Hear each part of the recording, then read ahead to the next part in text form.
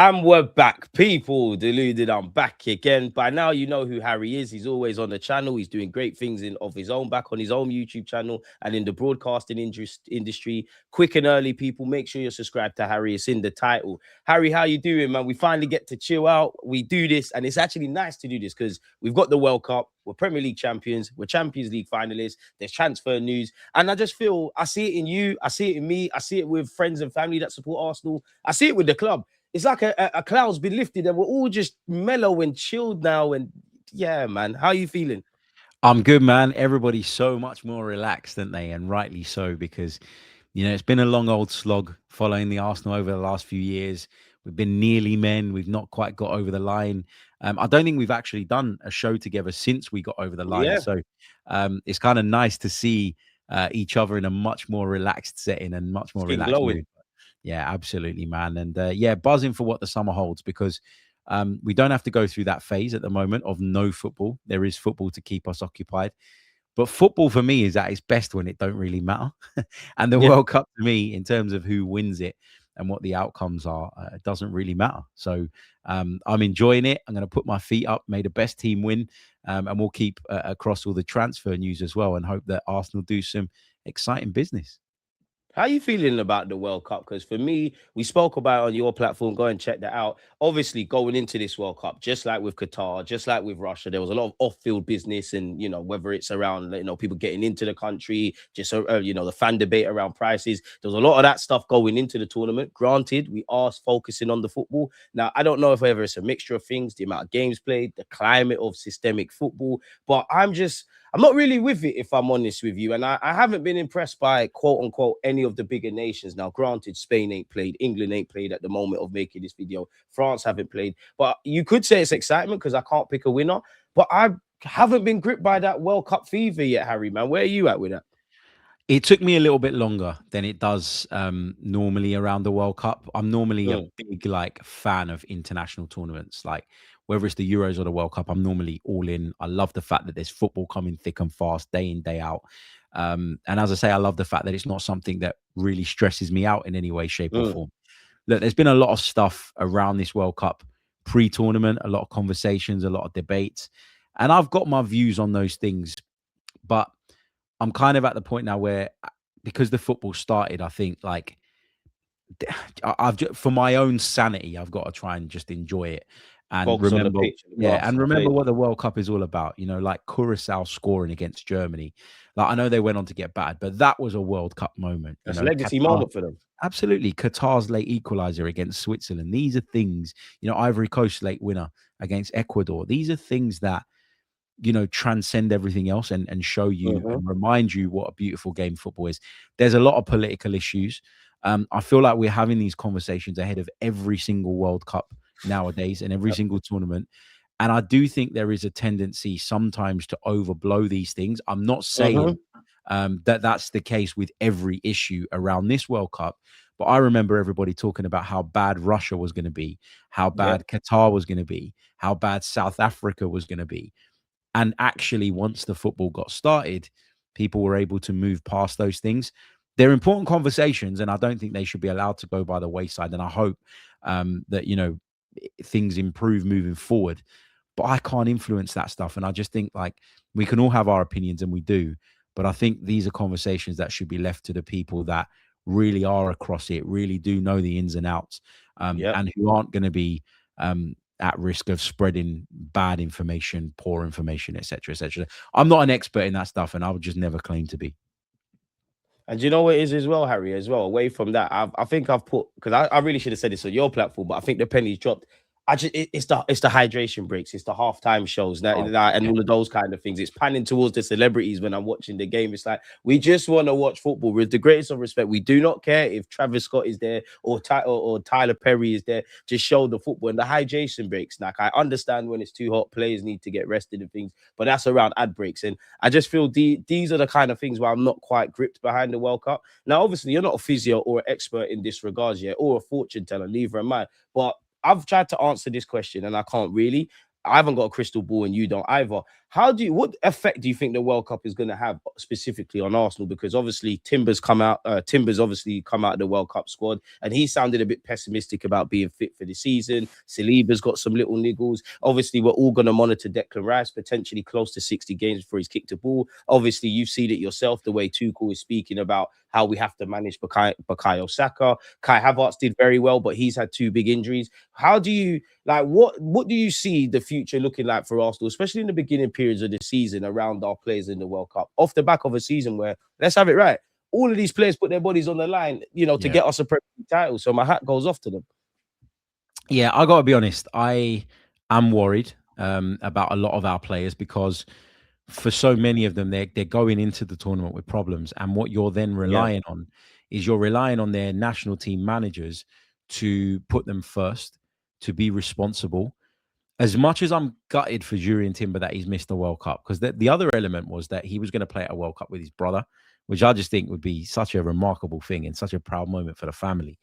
Like the other thing to note, though, is that, although I'm gutted for him and I really wanted him to take part, thankfully the Dutch authorities, the Dutch Federation, were responsible enough to go, no, like this is not in the best interests of the player. And their statement said as much. It said it would be medically irresponsible of us to expect him to feature at this tournament. And if there was a trust that everybody would act in that way and everybody would, prioritize the player's well-being first, then I wouldn't be as concerned as I am right now. But like, I'm watching Kai Havertz yesterday. He had a good game, but I'm watching him and I'm thinking, get off the pitch.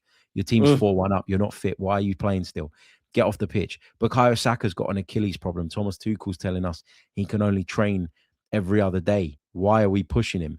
William Saliba's got this back issue apparently that needs to be looked at and resolved after the tournament. So it's natural that there's going to be worry and concern. And although there are some good eggs in terms of people that do prioritize player welfare, i.e.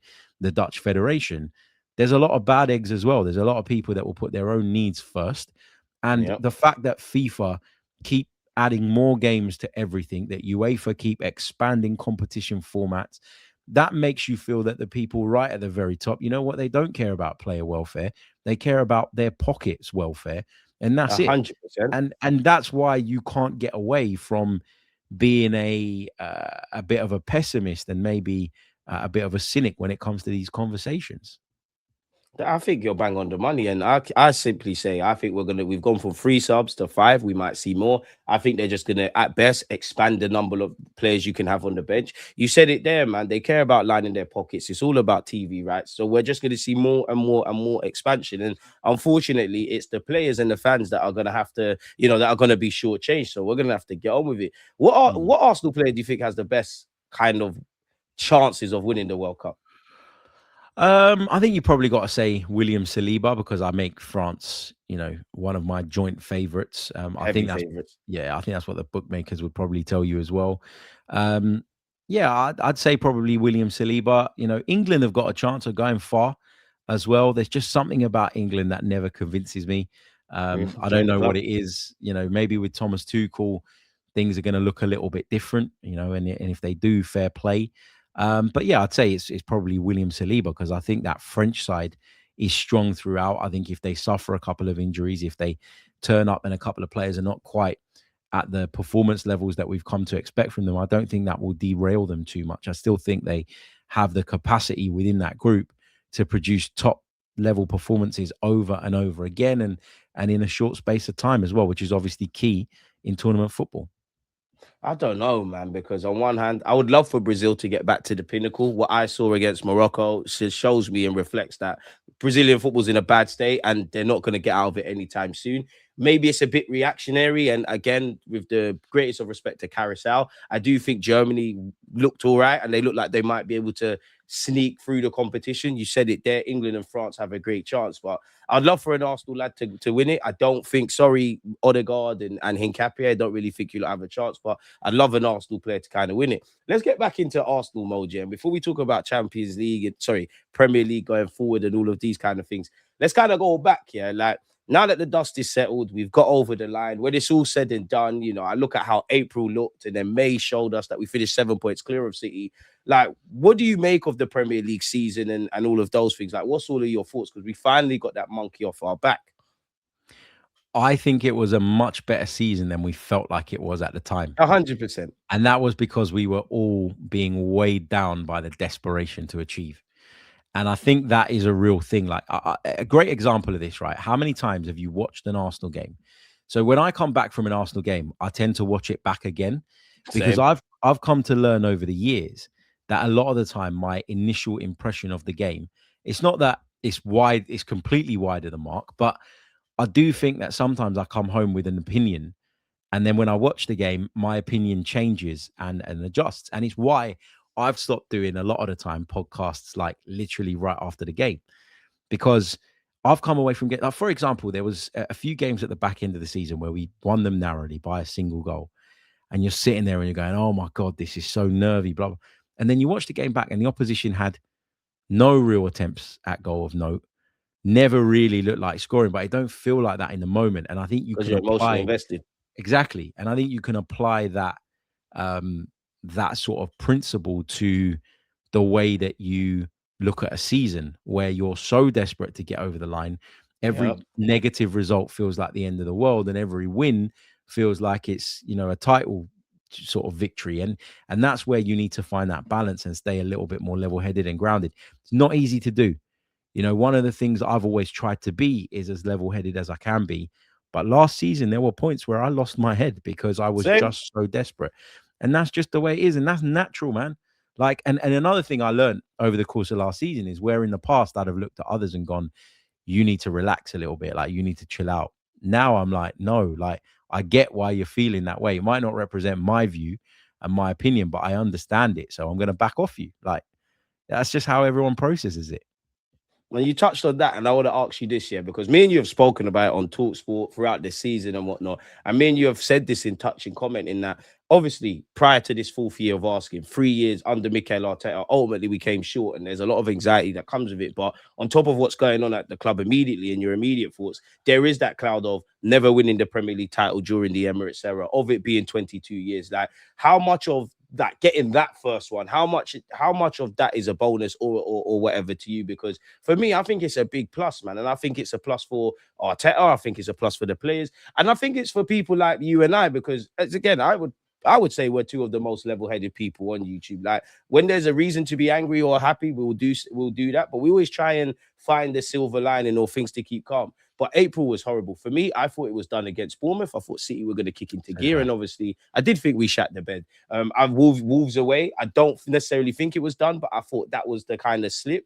Now it's not that, I assume we're going to win the Premier League all the time, but if those moments happen, I'm a lot more chilled out in that it could be peak for us. We could be in trouble, but we've shown that we can get over the line. So it's like, how much of that plays an element going forward for you and anyone else? It's experience, isn't it? Like, you can have Exactly. belief. That you're going to achieve something, but until you do, there will always be an element of doubt in anything in life, right? You set out, I believe I can achieve this. You set about your path and you hope that you go on to achieve whatever it is. But there will be points along that journey until you've actually got over the line where you question if that's doable. And that is just human nature, man.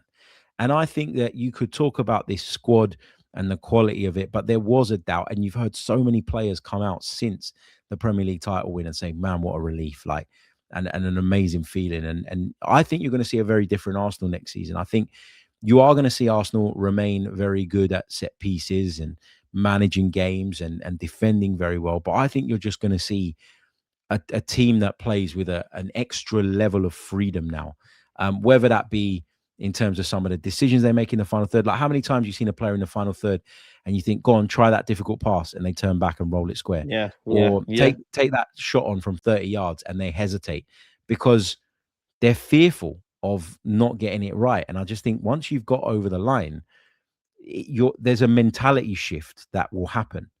And that's why when we talk about players and we say, oh, he's got, a lot of the time we go, he's got this mentality, he's got that mentality, winner mentality, loser mentality. Mentality is a very hard thing to judge because you're not inside people's heads. You But don't what know you them as can human say, beings. exactly, but what you can see, I think, is a calmness about those who have done it before. You can see it in their demeanor. You can see it in the way they carry themselves, in the way they play the game. And that's why a lot of people believed that Manchester City were going to go on and win the league, not because they were playing well, but because people looked at Rodri, at Haaland, and they were thinking, Their track look record. how calm they are. Bernardo Silva saying we're still going to win it. Everyone was looking at them and going, well, they've done it before. So you know what? Maybe we should listen to them. There's a level of respect and confidence that comes with winning. And I think that's going to help us.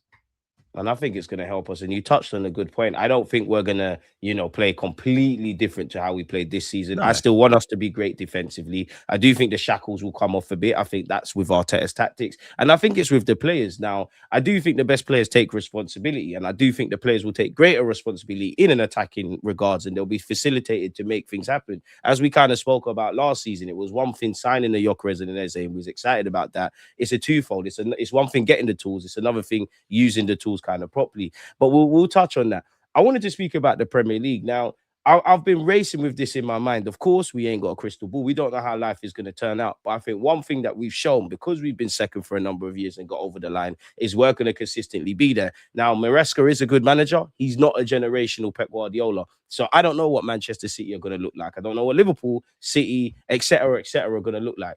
Does that give you confidence, or does that make you a bit wary because you don't? Because I'm looking at how we retain this league, and I feel we've got to be the favourites, surely. I don't think we've ever had a better opportunity in our history to retain a league title. Facts. And it's not because I think Maresca is a good coach, but he's not going to be Pep, and he's going to be different. There's going to be differences to the way that he wants to play. There's going to be differences in terms of what they do recruitment wise. Also, as well, like the fact that they're going so big on Elliot Anderson, what does that tell you about Rodri's future? If you want to read between the lines, maybe that's something to consider. I think you're going to see a reset at Man City, which when there's a reset, you don't know how it's going to go. When Klopp left Liverpool, Slot came in and won the league in his first season. So you don't know that it's going to go bad, but you also can't say with any degree of certainty that it's going to go well.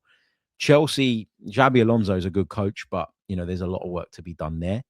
Man United, I don't think are good enough to compete across multiple fronts. I think one of the big reasons they were good in the Premier League in the second half of the season, was because they played 40 games. Absolutely. But I don't think that's going to be tolerated at Manchester United anymore going forward. So, they're going to bolster their squad, I'm sure, over the course of the summer, but there's work to be done there. We have stability, and that's what all of these other clubs don't have at this moment in time. And Arsenal as a football club has always held stability up as a really kind of important We've value. always been them kind of guys. We've always been that type of club. And I think sometimes that's been our downfall. But I think in a situation like this, where there's so much change and turnover of coaches and players across the league, I think it serves us really, really well. I'd love us to sign Mikel up to a new deal, which I'm sure will happen before the season starts. I want us to go out there and do the recruitment that we think is going to sort of consolidate our position at the top. And we go again with a freedom. And people will say, sometimes once you've achieved something, does the hunger levels drop? No, because there's so much more to achieve. We still ain't won the Champions League, and we ain't retained the Premier League title, which I think really puts you up there among the great teams. You're not just a flash in the pan that came along one year like a Leicester and won the league. You're not that anymore once you've retained it. And I think that's what is at stake next season. So there's lots to play for still. Project's far from done. And I think that the wider landscape that you're talking about, it gives me more encouragement than anything else. And I think with Arteta, he won't allow himself, if he was going to be like that, his coaching staff or his players to finally reach that pinnacle and then just fall off. Granted, if we was a side that had four Premier Leagues on the spin, a couple of Champions Leagues, I'd give more kind of thought to that. But we've got a young-ish kind of squad in peak years. They finally got over the line. It's very difficult from going from eating McDonald's to we finally trying the best steak in the world. Why would you want to keep doing that and doing that? You hear the way Rice, Saliba, Bukayo Saka, even Noni Madueke at the parade speaking. So I'm sure they're going to want to go again. I also think, while I don't know the dynamics of the Champions League, there's a burning desire by our football club now to get the Champions League over the line. Of course, it's a learning curve. If life was fair, we'd all have a lot less, Harry. And when you look back on our season, you said it in a touching comment, our season's probably, away from the obvious, it's been probably better than we give it credit for. Of course, there's been bumps and bruises on the road, but we've got to 2 finals. So there's something that we need to learn in the Champs in the League Cup final of getting over the line when it's like a sprint versus a marathon of a Premier League. But we got to 2 finals.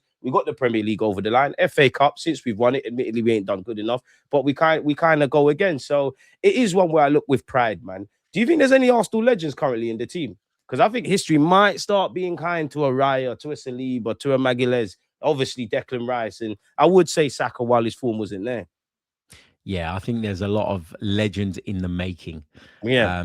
I think we're probably with some of them, they're never going to be. Um, no, like, there's a lot of Arsenal legends that only won the league once, so that's wrong. What I'm saying, there are legends in there already, and they secured that legendary status by winning our first title in 22 years. But I do think there's the scope for a lot of these guys to go on and become really kind of top tier legends and not, players that you debate their legendary status. That like I just think that Saliba and Gabriel, if we win another few major trophies with those two at centre half, goes down as the greatest defensive pairing at Arsenal of all time, and it surpasses your Tony Adamses and your Steve Bolds, or your Tony Adams and Martin Keown, or Sol Campbell and Kolo Toure, however you want to look at it. Yeah, so I think there's that scope there and there's that opportunity there. And I just think, what was so special? The fact that we had the celebrations that we did, the sort of unorganized ones that were just incredible, took over the whole of London. Then you have the parade, which was just wonderful as well. I think for these players, this was an eye opener. Yeah. Like, this is a club that has been, and it's always been well supported, and it's always had a big fan base, but it truly was a sleeping giant that's just been awoken. And I think as a player, you'd have been on that bus going through Islington, looking around and just thinking, wow, this is really something. And I think what that does is it gives you that added bit of motivation to keep achieving and keep improving your kind of reputation and your status within this Arsenal world that you now know is much bigger than you probably ever imagined. Even the scenes on the streets in Kenya and all these other places, you're looking at Yeah, that and all you're around the thinking, world. yeah, you're just Madness. thinking, wow, man, like this club is humongous. And maybe more significantly than the players feeling that, you had Josh Kroenke on the bus seeing that. And I just think, man, that is so important, because I think now I'd argue that he's had it for a few years now, but he's got even more of a bug for it. And I think Mm, once you've mm. caught that Arsenal bug, you cannot get rid of it. You cannot shake it. And I think he'll be willing to really kind of um, push with his dad and try to get more funds for us, to get Cement what we're more. doing. Yeah, exactly. And he's going to look at it and he's going to say, man, if we can sustain this for the next 3-4 years, and that doesn't mean being Premier League champions every year, but as in being successful and winning trophies and being right up there, like, he's going to be saying the value of your club, mate, it's going to go through the roof. More It's season already tickets, high. expansions and Exactly. whatnot. Exactly, man. So I think those scenes were really helpful in terms of where we go next as well. And for me as well, it's like, whenever I see you, Harry, I always think, yeah, of when we done that Una Emre video on Arsenal Fan TV. If you said to me then that we'd feel this way about the Cronkies, I would have said you're smoking something very magical and it can't be something legal. But now, just like you said, to see the way the Cronkies are going on, to see what Arteta's and his coaching staff, Andrea Berta, the players, the fans, we're all on the same hymn sheet. I know we're not Bayern Munich level historically, but when we moved to the stadium, we were told Bayern Munich level, in it. So that is now, I'm now seeing that kind of stuff, and long may it continue. Harry, before we wrap up here, I want to whiz through some transfer stuff. And I'm Yeah. happy you're here because we're obviously in talks to sign a player from Club Brugge. Now, as someone who's Greek, what do you make of him? Like, what do you make of what that could do? Because we're both from North London, so I'm sure every Cypriot will be going crazy for this signing. But what do you make of him from a footballing point of view? Because I'm not really moved in a sense that it's not Eze, but I'm actually quite for this. I think we need a bit of cute and clever kind of players that can buffer up our attacking ranks and freshen things up. Where are you at? Yeah, I like this player a lot. I like him a lot. I think he's got a lot of potential. I think he's one of the most talented Greek footballers that we've seen in a long, long time. I know that's not a massively high bar, so I understand why people will be sort of a bit worried about me saying that or not place as much value on it. But I think he's a great finisher. I think he's someone who's very, very impactful in the final third. Has he got room for growth? Yes. I wouldn't be put off by the fact that he had a short stint at Norwich.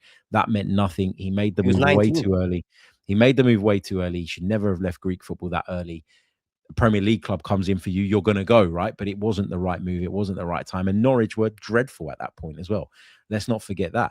I think he's gone off and he's developed and he's playing Champions League level football. So while there's a massive step up between where he's at and where he's potentially going to land, I think we should give him a chance. I think at 35 to 40 million euros, which is what's being banded about, I don't think that that restricts our ability to go and bring in someone else. I think this will be a supplementary sign-in rather than one that we are, building around. I really like him, and I hope it comes off. But I understand why there is concern and why there will be people thinking, "Who is this kid?" Right? Like, why are we going after him? I get it, but I think we've earned the right as a football club to be trusted with our recruitment now. If we sign him and it's a choice between Bradley Barcola or Morgan Rogers, who would you go for? And then, provided on your choice, how would you look at the future going forward? Um, it's tough, man. It's tough because I think a lot of it's to do. It's like with Barcola and Rogers. I like them both. It's about who's attainable. Because I've got my points where I would walk away from both of those deals financially. And I know there's not like I know there'll be people that say it's not my money, I don't care. But like for example, if you're talking north of 80 million pounds for Morgan Rogers, I'm sorry, I'm walking away. If you're talking similar money for Bradley Barcola, again, I'm walking away. Like I sound like Craig David. I'm walking away every 2 seconds, but but I get it though. There's points for me where you walk away from these deals, and the thing is, Barcola's a more traditional winger. Solis is a more traditional winger. Morgan Rogers isn't. Morgan Rogers plays like a left-sided 10 for Unai Emery. Similar to Eze in a sense. Yeah, similar to Eze. And unless Arteta's planning a tactical evolution, then that doesn't really fit. Because if it did fit, then when Trossard and Martinelli were horribly out of form, Eze would have played there. Eze got one go there, really, if you think about it. I know he played there against Man City and whatever, but he got one go at the start away at Villa. He got it wrong and he was out. And he was out for ages. He played at Man City in that left-sided position. I understand the logic of it on that day. But again, I would argue that him not being as good defensively cost us the first goal. So I think it's Rodgers probably doesn't do that. Rodgers probably doesn't half pull out of a challenge because he's more robust and he's more physical and he's more powerful. But I just think the fit is not quite as natural with Rodgers. I love the player, but I'm rather than worried, I'm more intrigued about how that fit would work. I'm with you with that. And I'm at the point, like you said, it comes to a certain sort of price tag where you're like, oh, let's step away from these deals. And I'm sure Berta's got that in regards. But then I also wonder, like, unfortunately, you look at the market. Obviously, if you're going to get a market opportunity like this man on screen, there are exceptions to the rule. But Morgan Rogers, Elliot Anderson, this one, that one, the dynamics is at play. Is like you kind of just have to pay the money. And it makes me rate what we did to secure Declan Rice even more, especially with where the game is kind of going. My last one for you then, before I let you get out of here, yeah. Bouaddi. Now, a lot of people are saying, oh, why are we going for a player that's, just had a good World Cup? We've seen flash in the pan. Now, I think anyone that's just got a bit of common sense could see that we've been linked with him before. The World Cup's just a reminder of his talent and probably affects his price tag going up. But yeah, where are you at with Bouaddi? Would you go for him? Do you have him ahead of Tonali? And actually, what do you think it would mean for the existing options? I do like him a lot. I was sold with his performance against Brazil. He's a player that was on my radar already. I'm not going to pretend that I was an expert. But yeah, I was aware of him and I knew that he had this amazing reputation. And I watched him the other night and I can understand exactly where that reputation comes from. I would prefer him ahead of Tonali because I think his ceiling's higher. And I think that with Rice, Lewis Skelly, Zubimendi, Marino, Odegaard's capacity to drop that bit deeper as well, I think we've got enough options to be able to go for the prospect rather than the player for the here and now. But I would also argue that there's not really much difference between where Bouaddi's at and where Tonali's at right now either. Like, I don't think they're like chasms apart. Like, I think Tonali probably right now is probably more. Yeah, I think Tonali probably in the Premier League edges it right now because of that experience and where he's at in his career. But I don't think it's like one end of the spectrum to the other. So this is the guy I'd go for, man. I'd imagine you probably get him cheaper than Newcastle would let Tonali go for anyway to a Premier 100%. League rival. So this is a goer for me. This is one that I'd be all over, and I hope Arsenal get it done. And I mean, if the names were being linked with, if we was to end the window with a Bouaddi, with a Morgan Rogers, obviously with the Club Brugge lad or a Barcola, these are very good options. For me, you bring me another defensive reinforcement, depending on what's gone on with Benjamin White. We get our existing options back up to full form in attack. Our defense and our defensive ethos keeps doing what he's doing. As you said, there's no reason why we can't retain the Premier League and maybe set our aspirations higher. But yeah, man, we're going to have to deal with whatever comes our way. Harry, it's always amazing to be here with you. Where can people find you if we get out of here, my guy? Thank you so much, man. Pleasure talking to you. You can find me on the Chronicles Likewise. of a Gooner. And there's a show that's just dropped with the brilliant DG. So go and check that out as well. Yeah, Double thank the you, man. videos. That's it. Yeah, man. Thank you, man. It's always nice. And, you know, me and you have done plenty of videos when it's been doom and gloom. So it's only right when we're talking about transfers and the Premier League and disappointment about not winning a Champions League against the current champions. As I said, if life was fair, we'd all have a lot less. But we go again, man. Chat, appreciate you lot. Smash the like button. Harry, enjoy your day. Come on, you Gunners. Let's bring it home next season, man. Peace.